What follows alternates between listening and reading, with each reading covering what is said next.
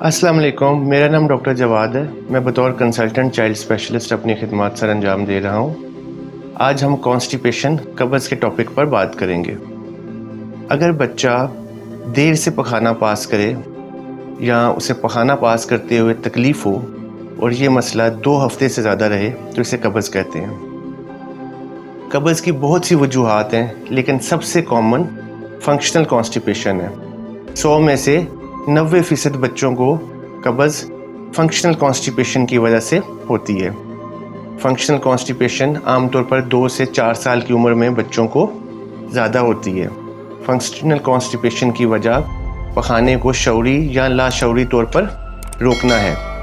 عام طور پر اس کا آغاز خوراک میں تبدیلی یا بچے کی روٹین میں تبدیلی سے ہوتی ہے، خاص طور پر جب بچے کی ٹوائلٹ ٹریننگ کی جاتی ہے یا بچوں کو جب اسکول داخل کروایا جاتا ہے تو اسکول میں گندے واش رومز کی وجہ سے کچھ بچے پخانہ کرنے سے ہچکچاتے ہیں اور پخانے کو روکتے ہیں، جس کی وجہ سے پخانہ سخت ہو جاتا ہے۔ جب یہ سخت پخانہ بچہ پاس کرتا ہے تو پخانے والی جگہ پر زخم بن جاتا ہے اور نیکسٹ ٹائم پخانہ کرتے ہوئے اسے تکلیف ہوتی ہے۔ اس تکلیف سے بچنے کے لیے بچے پخانے کی حاجت کو روکتے ہیں، جس کی وجہ سے ریکٹم میں مزید پانی پخانے میں سے جذب ہو جاتا ہے اور پخانہ مزید سخت ہو جاتا ہے اور یہ پیشاب والی جگہ پر بنے ہوئے زخم کو مزید خراب کرتے ہیں۔ اس طرح ایک وشیس سائیکل شروع ہو جاتا ہے اور بچہ پخانے کی حاجت سے بچنے کے لیے ہر ممکن کوشش کرتا ہے۔ کچھ بچے لیٹ کر زمین پر اپنی ٹانگیں سخت کر لیتے ہیں، کچھ بچے پاؤں کے بل بیٹھ جاتے ہیں اور کچھ بچے جب انہیں پخانے کی حاجت آتی ہے تو فرنیچر کے سہارے کھڑے ہو کے انتظار کرتے ہیں کہ حاجت ختم ہو جائے۔ کچھ بچوں کو پخانے کے ساتھ خون بھی آتا ہے، کچھ کھانا پینا کم کر دیتے ہیں اور کچھ بچوں کا موڈ بہت زیادہ چڑچڑا ہو جاتا ہے۔ فنکشنل کانسٹیپیشن کی دیگر وجوہات میں جنک فوڈ کا استعمال، موٹاپا، فزیکل ایکسرسائز یعنی بھاگ دوڑ کا نہ ہونا شامل ہیں۔ اس کے علاوہ کچھ بچوں میں یہ خاندانی مسئلہ بھی ہوتا ہے۔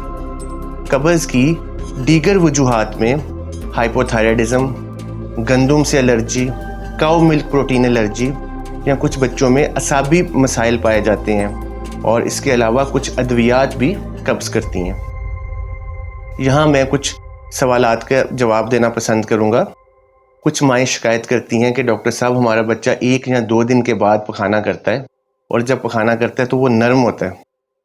میں بتانا چاہوں گا کہ اس سلسلے میں قطعاً پریشان ہونے کی ضرورت نہیں ہے، کیونکہ کچھ بچے 1، 2 یا 3 دن کے بعد پخانہ کر سکتے ہیں۔ اگر پخانہ نرم ہو، خاص طور پر شیرخوار بچوں میں، تو یہ پریشانی کی بات ہرگز نہیں ہے اور اس کے لیے ادویات دینے کی ضرورت نہیں ہے۔ اس کے علاوہ بچوں کی پخانے کی فریکوینسی وقت کے ساتھ یا خوراک میں تبدیلی کے ساتھ یا انوائرمنٹ میں تبدیلی کے ساتھ تھوڑی سی چینج ہو سکتی ہے۔ کچھ مائیں یہ شکایت کرتی ہیں کہ ڈاکٹر صاحب ہمارا بچہ پخانہ کرنے سے پہلے بہت زیادہ روتا ہے، چیختا چلاتا ہے، زور لگاتا ہے اور 10-15 منٹ کے بعد پخانہ کرتا ہے تو وہ نرم ہوتا ہے۔ اس مسئلے کو انفینٹ ڈسکیزیا کہتے ہیں۔ یہ قبض ہرگز نہیں ہے، اس کے لیے ادویات کی ضرورت نہیں ہوتی۔ اس میں بچہ زور تو لگاتا ہے لیکن پیلوک فلور مسلز کو ریلیکس نہیں کرتا اور جس کی وجہ سے یہ سارا مسئلہ رونما ہوتا ہے۔ چند مہینوں میں بچہ اس مسئلے سے باہر نکل آتا ہے اور پیلوک فلور مسلز کو ریلیکس کرنا سیکھ لیتا ہے۔ میں دوبارہ کہوں گا کہ اس مسئلے کے لیے کسی دوائی کی ضرورت نہیں۔ قبض کا علاج کیسے کیا جاتا ہے؟ عام طور پر ہم والدین کو سمجھاتے ہیں کہ خوراک میں فائبر کی مقدار بڑھائی جائے، پھلوں اور سبزیوں کا استعمال زیادہ کیا جائے۔ اس کے علاوہ والدین کو یہ چیز بتائی جاتی ہے کہ بچے کو ٹوائلٹ پر بٹھائیں، دن میں 2 مرتبہ 5 سے 10 منٹ کے لیے بچے کی فزیکل ایکٹیویٹی انکریز کی جائے۔ کچھ بچوں میں دودھ کی مقدار، خاص طور پر جو بڑے بچے ہوتے ہیں، دودھ کی مقدار بھی کم کرنے کا مشورہ دیا جاتا ہے۔ اس کے علاوہ اور ادویات بھی موجود ہیں، لیکن سب سے پہلے ہم ایپل جوس یا پیئر جوس کی ایڈوائز دیتے ہیں۔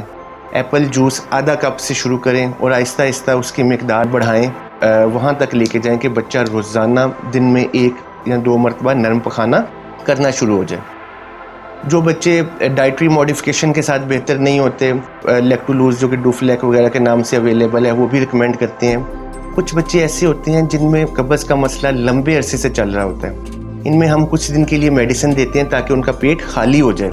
इसको क्लीन आउट फेज़ कहते हैं। क्लीन आउट फेज़ के बाद फिर मेडिसिन 2 से 6 महीने के लिए दी जाती है, जिसे मेंटेनेंस फेज़ कहते हैं, और फिर आहिस्ता आहिस्ता कम करके बंद की जाती है।